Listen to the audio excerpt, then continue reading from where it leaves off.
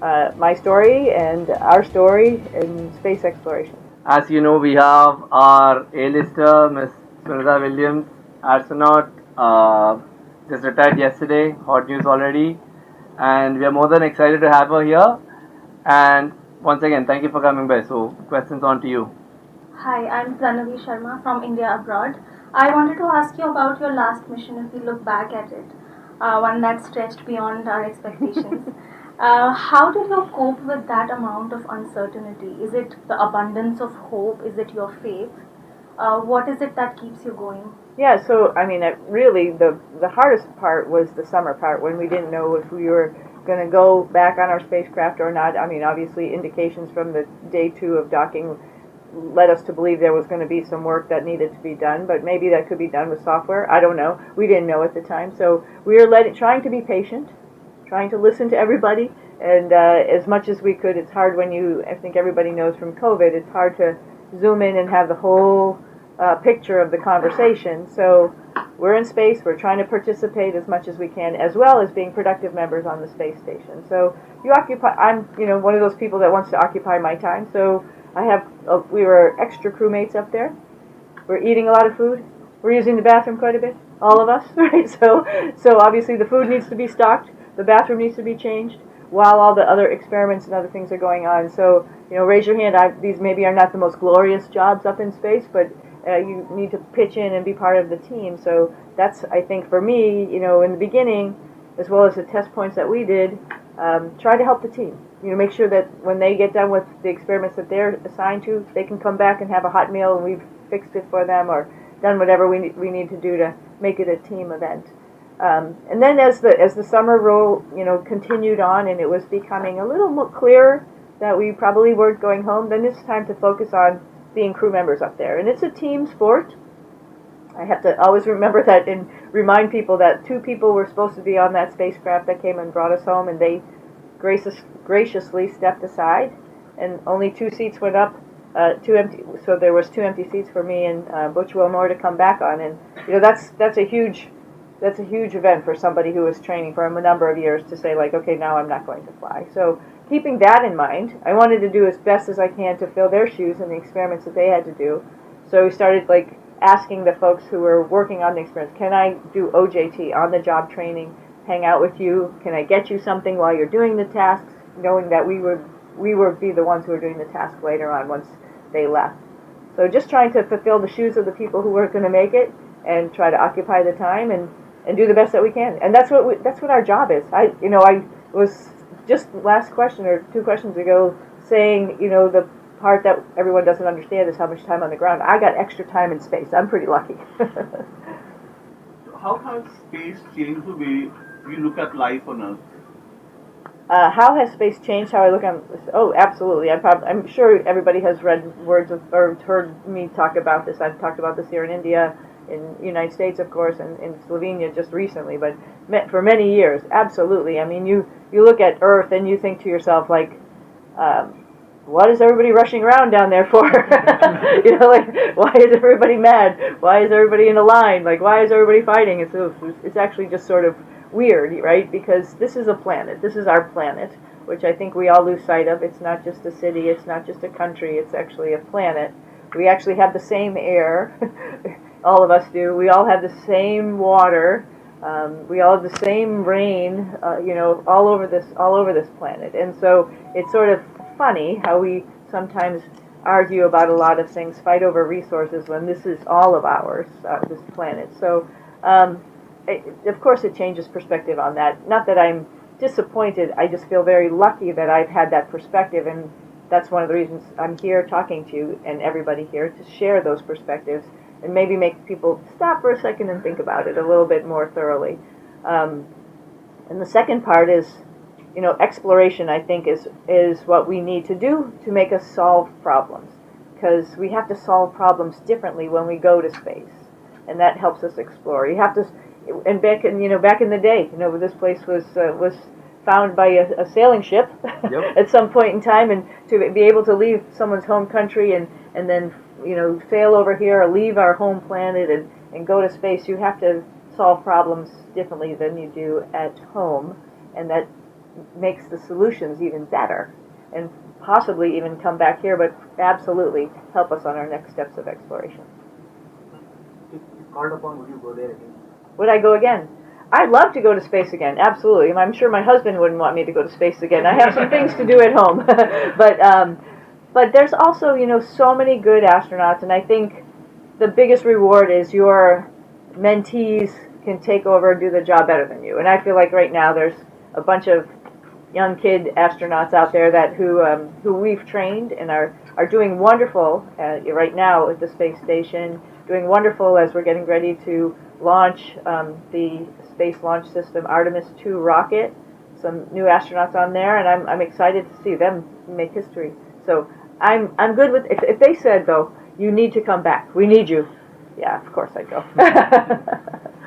Ma'am, you were the first person to run a marathon in space, and you also did a triathlon. And for the swimming part, you had some really innovative ideas. So, first of all, how did you come up with it? And my second part of the question is, do you still maintain a rigorous workout schedule? I try to. It doesn't always work out. I've had a little jet lag for the last couple of weeks, but I'm trying.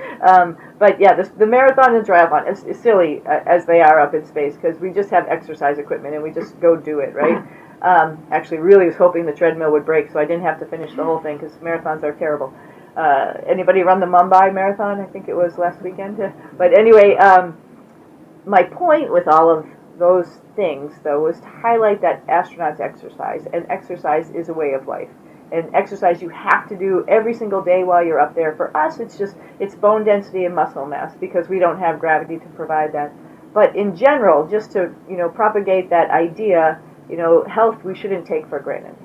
Being healthy was probably the thing that allowed me to become an astronaut. Probably opened doors for me to do a lot of things because I had a pretty good schedule as a swimmer when I was a kid and a runner throughout my whole life.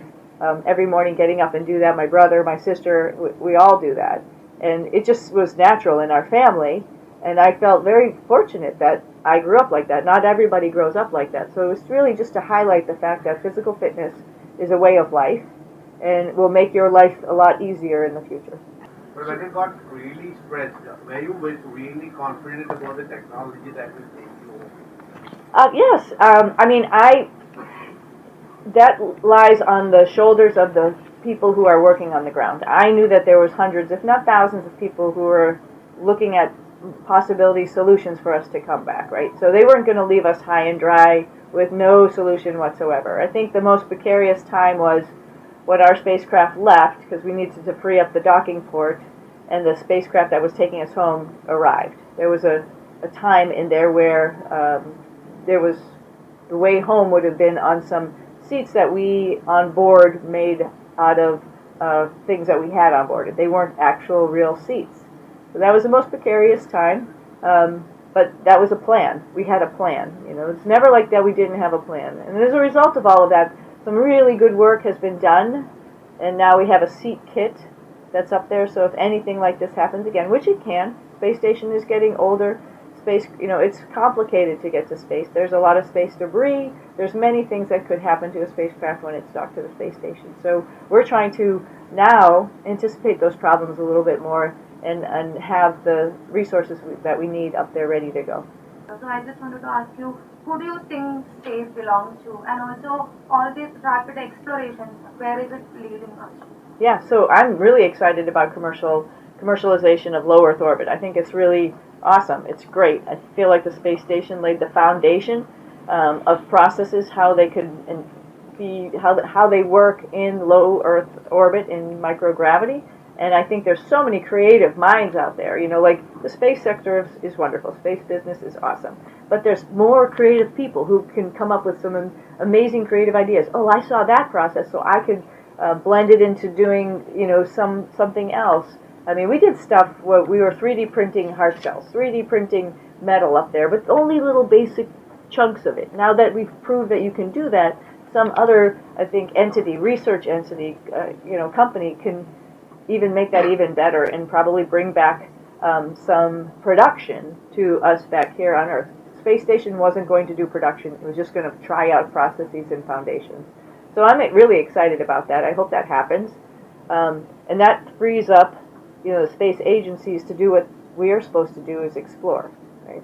So I think we're taking the next steps on exploration on the backs of the commercial companies that will take low Earth orbit. Will you be helping India in our human space flight program in any capacity? I think hopefully being here and talking to a bunch of students that will help the whole idea of STEM in this country as well as our country, right? So I don't know what I'm going to do next. I don't have any plans per se. I just want to relax for a little while and spend some time with my family and my friends and my dogs. So I don't have any major objectives or plans except for just to talk about my story and our story in space exploration. What will you miss most about the space, or will you? Of course, and also the space program, but really the people that are so. I mean, my husband has told me, numerous times. He said, "You're very lucky. You work with some really incredible people who are inventive, really smart, really want to get the job done without any issues and stuff like that." And I realize that, obviously, as I'm getting sort of ready to retire. I actually retired December 27th, but I've sort of been doing things since then. So he said, it doesn't seem like I'm looking like I'm retired, but I will miss that about the program. Of course, going to space is incredible, and I will absolutely miss that. The view from space is incredible of our planet, and then out to the solar system, all those things. So not having that potential opportunity out there is of course a little heartbreaking, but you have to pass it on, and the next generation has to see that and do that and become famous. So I'm looking forward for them to do big things. Ma'am, can you please take us back to the exact moment, the day when you thought, I want to go to space? Well, I somehow got into the space program. I didn't expect to get in. Like, my background is, I'm a helicopter pilot and test pilot, and I'm operational. Of course, I studied engineering.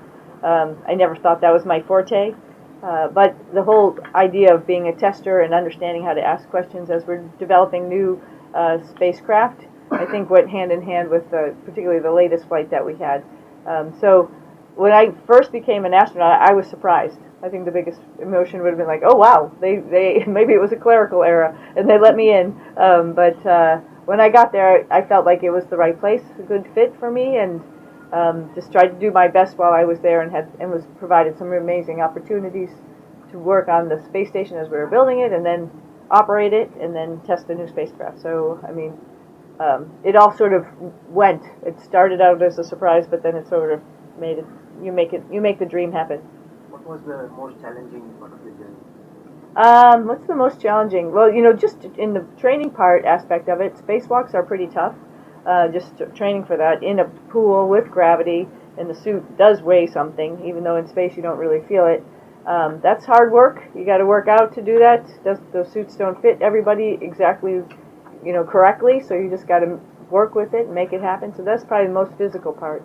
I think the mental part, though, is actually, a lot of people go, "Oh, you've been in space for so long," but I have worked in this job for 27 years and flew in space 3 times.